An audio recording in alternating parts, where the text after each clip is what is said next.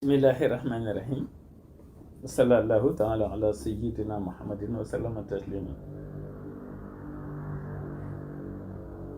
Bishra yawmil khamisi. Bishru lazi bashara khairal bashari alayhi taslimahu abqa bushari. Shukru ilahi ba'da hamdin wa salah. La ci tek ala nabi bil madhi li abqat Allah. Ci bisu alxamis bi. waaye man yuti rasula faqad ata Allah bi mu tënke midaad yi waxoon naa leen ni man yuti rasula faqad ata Allah ku topp ndawul yàlla ki yàlla yónni topp nga yàlla. waaye nag xuruuf yi day ñaar fukk ak ñaar day mbàkki muy lu leer.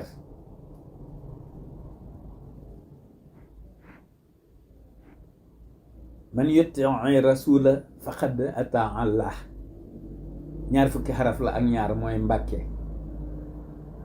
waaye xarafu ci nekk daf koy iman islaam ko ihsaan ko. miimu man yuti bi rasula bi miim gi da ci def benn bayit defaat ci beneen bayit defaat ci beneen bayit imaanan wa islaaman wa ihsaanan. noon gi noonu yaa gi noonu taamar boto bi noonu ayin bi noonu xuruf yépp noonu lii kat a tax mi daal di doon juróom benn fukki bayit ak juróom benn. waaye ñu xool ni mu doone kon sirru Allah kon dafa mel ni midaad yi kon mooy sirru Allah. xam nga waxoon naa leen ni man ak shaddam ci laamuk allahum mooy sama dafa mooy sama jalb waaw ci lay protéger wu ci lay avantage wu waxoon naa leen ko.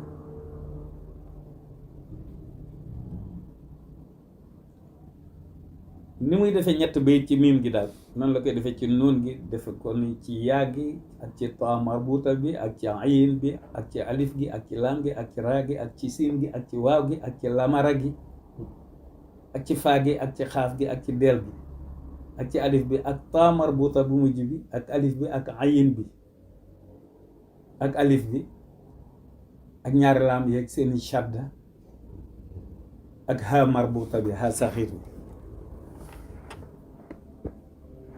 man yuti rasula faqad ata Allah di mbàkke.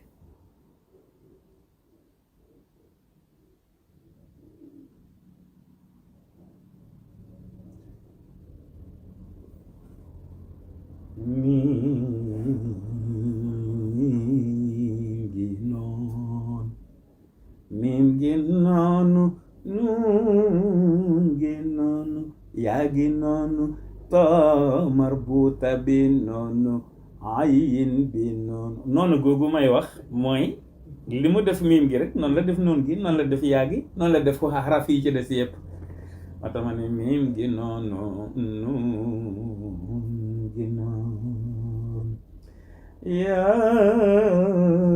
gi noonu ta marbuta bi noonu ayin bi noonu